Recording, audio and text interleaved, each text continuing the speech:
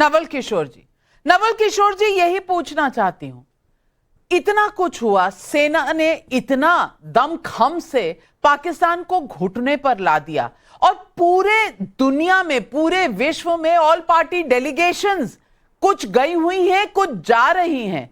इस वक्त all party delegation अब जबरदस्ती तो गई नहीं होंगी, आपकी सहमति के साथ ही गई होंगी जो सांसद गए होंगे। मैं पूछना चाहती हूं, इस वक्त जब दुनिया में हमें दिखाना है कि ये देश एकजुट है, एक साथ है, हम कर क्या रहे हैं, हम कह क्या रहे हैं? हम बार बार ट्रंप ने 8 बयान दिए हैं आज तक, 10 मई से लेकर आज तक 8 बार वो बयान, कभी ऊपर कभी नीचे, कभी दाएं कभी बाएं, लेकिन ट्रंप पर हमें विश्वास है, मोदी पर विश्वास नहीं करेंगे, वोट ना चला जाए कहीं हमारा।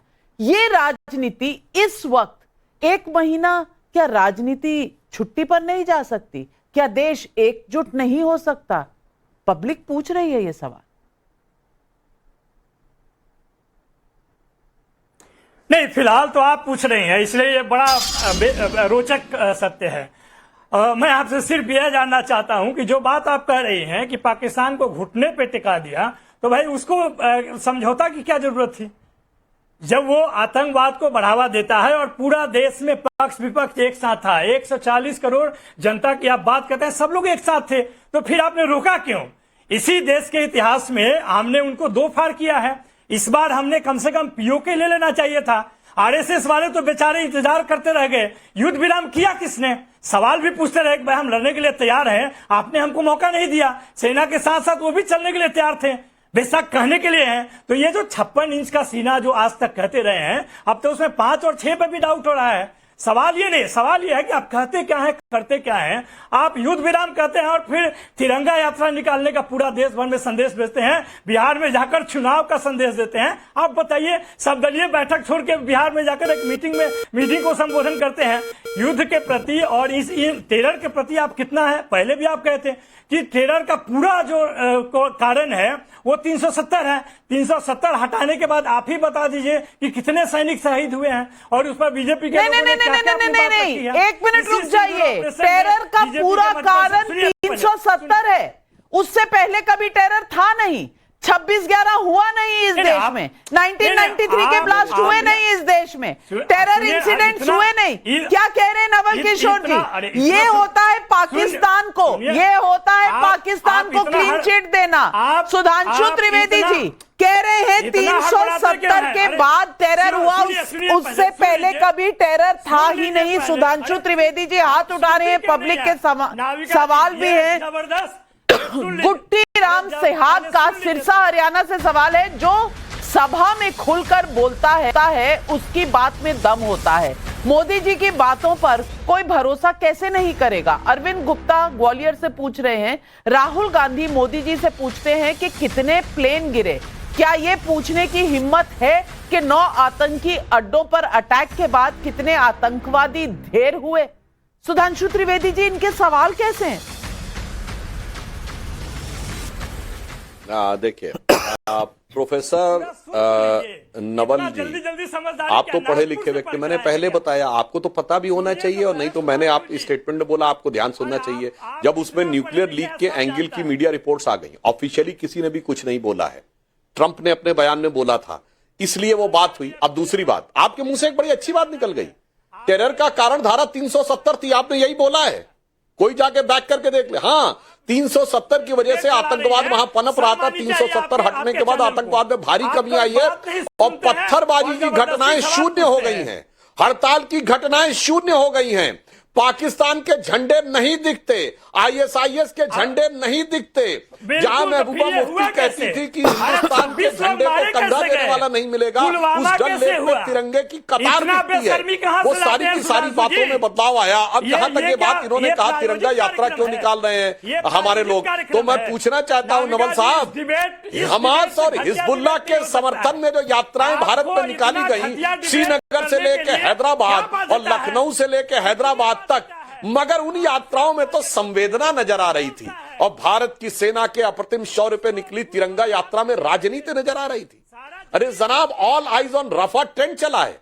हमास के लिए बिल्कुल आ ट्वीट रही किया है है। नेताओं ने, ये कहा है गाजा में किलिंग ऑफ ह्यूमैनिटी हो रही है। और मैं अंत में सिर्फ एक बात कहना चाहता हूं, आज बहुत दुखद बात है कि इंडिया गठबंधन के नेताओं अंत के की बयान अंत होगा पाकिस्तानी आपका। मीडिया में सुर्खी बने हुए हैं, पाकिस्तानी संसद में कोट किए जा रहे हैं, पाकिस्तान की मिलिट्री की मीडिया ब्रीफिंग में कोट किए जा रहे हैं, पाकिस्तान के डोजियर्स जो भारत के खिलाफ दिए जा रहे हैं उसमें कोट किए जा रहे हैं। इससे समझ में आता है नाम इंडिया रख लेने से कोई इंडियन नहीं हो जाता। इंडिया गठबंधन आज की डेट में पॉपुलर फ्रंट ऑफ पाकिस्तान हो गया है। ऐसा लगता है इनके नेताओं में पाकिस्तानी टीवी चैनल्स में अपनी पॉपुलैरिटी पाने की होड़ लग गई। बिल्कुल घटिया है, आप नोट कर लीजिए। नवल किशोर जी, क्या घटिया है? आप कह रहे हैं 370 से पहले कभी आतंक हुआ ही नहीं और डिबेट घटिया हो गई। कम से कम इतना घटिया डिबेट नहीं कराना चाहिए, इतना घटिया डिबेट नहीं कराना चाहिए आपको। वाह। आप बोलने भी नहीं देते हैं, आप उसका अलग मतलब निकालने देते हैं। 26/11 के बाद तो गृह मंत्री रिजाइन किए थे, यहाँ पुलवामा हो गया, पहलगाम हो गया, सीआईएफ के लोग मरते हैं और एक नहीं 70 लोग मर जाते हैं। ये कहाँ गृह मंत्री से आपने सवाल पूछा एक बार? रिजाइन किए वो, आप किस तरह का बात करती हैं? यही देखकर लगता है कि मीडिया आप कह रहे हैं कि आप ऐसे खून के प्यासे बैठे हैं, गाजा में कोई मरे तो आपको बहुत दर्द होता है, यहां पर आप कह रहे हैं लोगों की जान ले लो, सिविलियंस की जान ले लो। आप युद्ध चाहते हैं? युद्ध आपके लिए तमाशा है क्या? युद्ध आपके लिए तमाशा है क्या? नहीं, आपकी एंटरटेनमेंट के लिए युद्ध है। भारत का पहले दिन से यह था आतंकियों पे हमला होगा और आप बार बार सवाल उठा रहे हैं। सुधांशु जी आ रही हूं, लेकिन सुधीर का दिल्ली से सवाल है, क्या 26/11 के आतंकी हमला होने पर राहुल गांधी का खून गर्म नहीं हुआ था? संजय मिश्रा भदोही यूपी से पूछ रहे हैं, बार बार बयान बदलने वाले ट्रंप पर कांग्रेस को विश्वास है पर अपने ही देश के विदेश मंत्री और सेना पर भरोसा नहीं है, ऐसा क्यों? अर्चना श्रीवास्तव आंध्र प्रदेश से पूछ रही हैं, क्या कांग्रेस इस तरह की राजनीति कर अपना ही मजाक नहीं उड़वा रही? हर्षवर्धन त्रिपाठी जी, मैं हैरान हूं। तो मुझसे जवाब दे लेने दीजिए नाविका जी।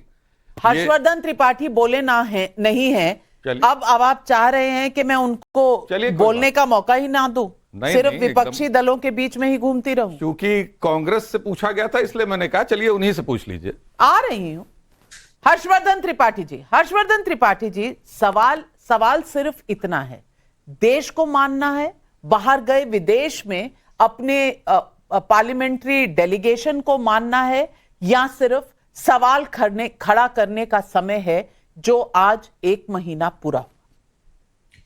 नवका जी, सबसे पहले तो ये सवाल हम सब खड़ा करेंगे कि पहलगाम के आतंकवादी कहां हैं, और सवाल गृह मंत्री अमित शाह और प्रधानमंत्री नरेंद्र मोदी से ही पूछेंगे, हर कोई पूछेगा।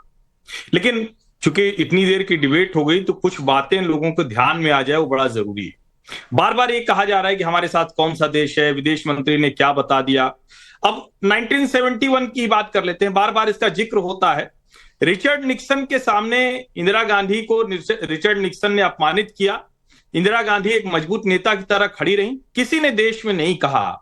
आज जैसा विपक्ष होता तो पता नहीं इंदिरा जी का क्या हाल करता, और इंदिरा जी फिर क्या करती है ईश्वर जाने। हर्षवर्धन जी, बेड़ा अमेरिका का आया तो हमें एक किताब रशिया के पीछे कर रहे रशिया थे, से मदद लेनी पड़ी। रशिया का बेड़ा आया, एक बार वो खत्म करने में आऊंगी, तो समझ में नहीं आया, बड़ी खराब आदत है। जी बिल्कुल, आप बोलिए, मैं कमलाकर जी आप ही के पास आऊं। 7वां बेड़ा अमेरिका ने भेजा, हम बड़े गर्व से बताते हैं कि रशिया ने उसके पीछे पीछे एक बेड़ा लगा दिया, क्योंकि 7वां बेड़ा बहुत स्ट्रांग था उस वक्त, वो चाहता तो कुछ भी कर सकता था, हालांकि वो नौबत नहीं आई। वो भारत ने क्या किया, किसी रशिया, किसी अमेरिका, किसी चाइना, किसी की जरूरत हमें नहीं पड़ी, हमने ध्वस्त किया ना। प्रधानमंत्री नरेंद्र मोदी और इंदिरा गांधी से आज तक 71 से 2025 में हम कहां खड़े? न्यूक्लियर पावर है दोनों नेशन, उसके बावजूद हम ये करने की स्थिति में है, और हम जो कर रहे हैं वो दुनिया स्वीकार रही है। दुनिया कह रही है कि भारत ने तबाह कर दिया पाकिस्तान को, उसके बावजूद आप ये कह रहे हैं। और अगर आप ये सवाल खड़ा कर रहे हैं तो इस सवाल का जवाब देना चाहिए कि इंदिरा गांधी जी ने, जो मैं भी मानता हूं देश की बहुत मजबूत नेता थी, 93,000 सैनिकों के आत्मसमर्पण के बाद पीओके वापस क्यों नहीं आया? देश के टुकड़े आप दूसरों को देते रहे, टुकड़े कराते आप रहे, चाइना ले ले, पाकिस्तान ले ले, और उसके बाद आज आप सारे सवाल खड़े कर रहे हैं कि अभी युद्ध करके सारी जमीन वापस क्यों नहीं लेते। और ये तो ऑन द फैक्ट, ये तो फैक्ट है ना कि चाइना ने बार बार जमीन का भारत के अतिक्रमण किया, लेकिन इस सरकार के आने के बाद चाइना 1 इंच जमीन भारत की लेने में कामयाब नहीं हुआ। अभी ये भी तक सच है, 39 इसको स्वीकार राउंड जो कीजिए।